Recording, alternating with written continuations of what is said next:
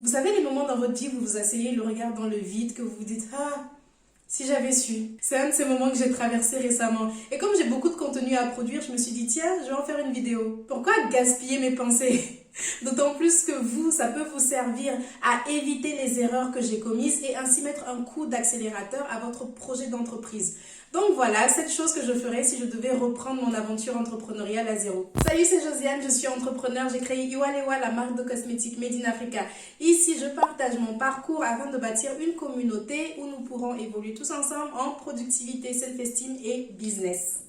La première chose que je ferais si je devais reprendre mon aventure entrepreneuriale à zéro, c'est que je suivrais des programmes plus spécifiques à la cosmétique. Je me suis fait accompagner au début de mon aventure par plusieurs types d'incubateurs, des coachs en tout genre, mais le problème avec le type de programme que je suivais, c'était que c'était hyper généraliste. D'un côté, c'est très bien, on rencontre plein de profils différents et franchement, je ne vais pas cracher dans la soupe. Beaucoup de choses que je sais aujourd'hui sur l'entrepreneuriat, je le dois à ces programmes. Mais chaque industrie a ses spécificités et j'ai vu les limites de ces programmes en question quand j'ai commencé à avoir des problèmes de fournisseurs, des problèmes de réglementation et que au final, personne ne pouvait m'aider.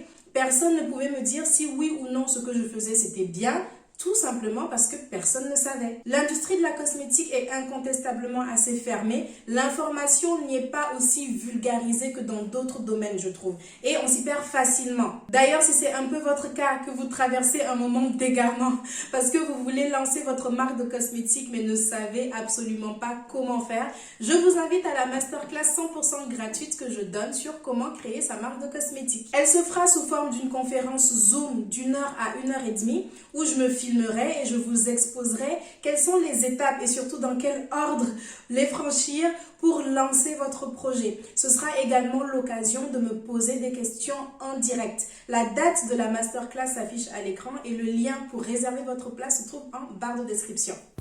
Seconde chose que je ferais si je devais reprendre mon aventure entrepreneuriale à zéro, je travaillerais ma relation à l'argent. Je vous ai déjà parlé 1000 fois du fait que j'ai mal budgétisé mon projet au départ et ça m'a pas mal porté préjudice. J'ai pris une coach en gestion financière peut-être un an et demi après le lancement de mon projet. J'aurais dû la recruter jour 1.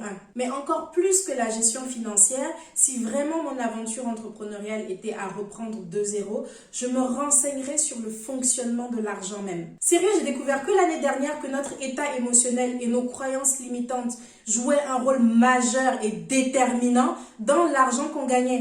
Quelqu'un peut me dire où j'étais? Si vous n'avez aucune idée de ce dont je parle, faites-moi confiance, vous avez besoin de le savoir. Je vous mets en suggestion la vidéo sur le sujet. Mais en bref, après étude, j'ai découvert que je souffrais d'une peur bleue de manquer d'argent et que ça biaisait toutes mes décisions financières et empêchait mon entreprise d'évoluer correctement. J'en dis pas plus pour le moment, mais vous allez comprendre à quoi je fais référence dans la suite de la vidéo. 3. Je serai plus assidue dans le suivi de mes objectifs. Quand je revois mon parcours, je me dis que vraiment j'ai perdu beaucoup de temps sur certaines choses. J'ai construit tellement de stratégies qui tenaient la route, mais que je n'ai jamais suivi jusqu'à la fin. Du coup, je n'ai pas eu les résultats attendus, ce qui encore une fois a retardé mon évolution. Pour être entrepreneur, il faut de la rigueur et du suivi dans les actions.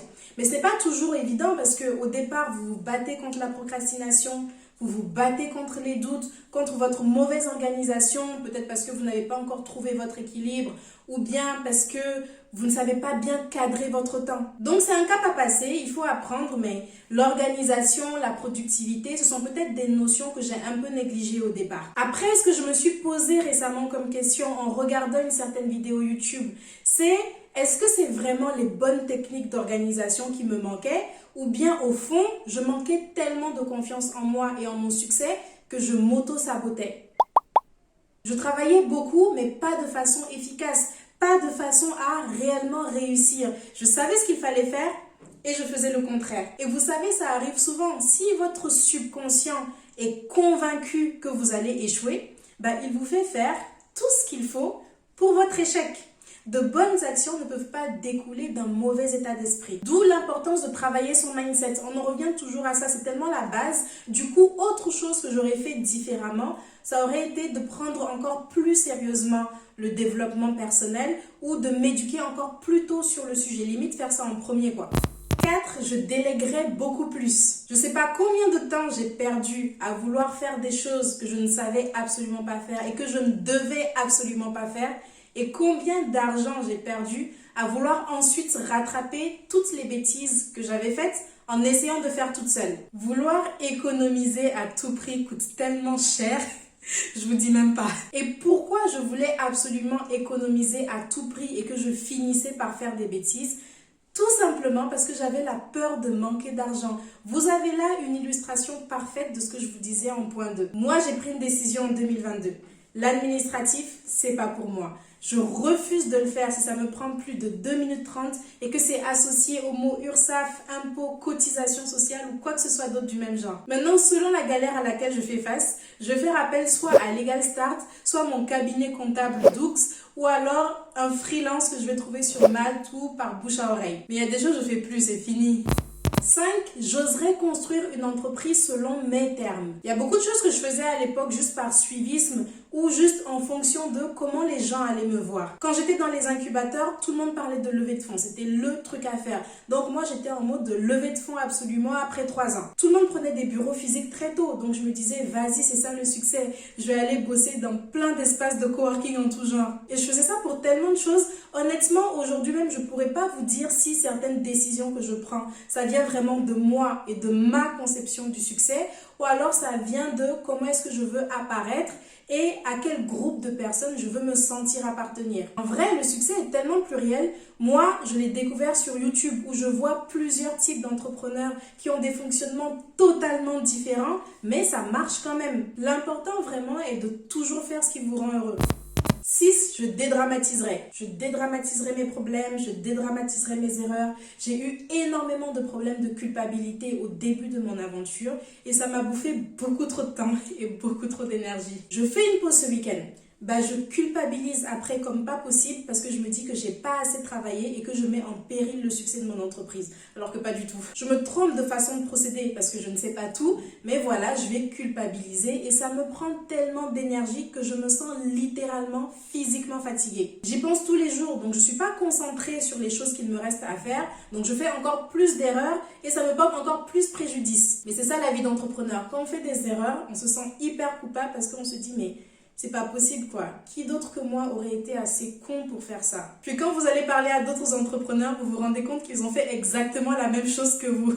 C'est abusé à quel point parfois dans certaines situations on se sent seul d'avoir commis certaines erreurs, mais en fait elles sont hyper communes. Alors est-ce que ça veut dire qu'au final tout le monde est con? Non, ça veut juste dire qu'on ne sait pas tout, on ne peut pas tout savoir, on n'est pas censé tout savoir. Et puis on est humain, donc par définition on fait des erreurs. Mais ce n'est pas grave parce que tout est rattrapable. Notez cette phrase, ressortez-la lorsque vous en avez besoin. Tout est rattrapable. Le point de non-retour n'existe pas, sauf la mort. C'est pour ça aussi que c'est important de s'entourer d'autres entrepreneurs quand on est soi-même entrepreneur. Parce que c'est en restant tout seul ou avec des personnes qui n'ont juste aucune idée de ce dont on parle qu'on finit par se sentir étrange, idiot, qu'on remet tout en question. Alors que côtoyer des gens comme vous réconforte et même vous apporte des vraies solutions. 7. Je me serais lancée plus tôt. Lorsque j'analyse ma vie, je me rends compte que j'ai la fibre entrepreneuriale depuis super longtemps. J'ai voulu lancer mon entreprise avant même de finir mes études. Le fait de ne pas m'être écoutée et de ne pas m'être lancée plus tôt reste, je pense, mon seul regret. Même si j'aime pas du tout ce terme parce que d'un autre côté, tout vient en temps et en heure. Parfois, on est pressé, mais c'est juste pas le moment. Et je crois fermement qu'il n'est jamais trop tard pour vivre la vie de ses rêves. Donc voilà, au final, tout va bien. J'espère que cette vidéo vous sera utile. Surtout, n'oubliez pas de réserver votre place pour la masterclass Créer sa marque de cosmétiques étape par étape. Il n'y aura pas de replay sur YouTube. Abonnez-vous pour ne pas manquer d'autres contenus de ce type. Je poste tous les mercredis et les dimanches. Alors à dans quelques jours. Ciao.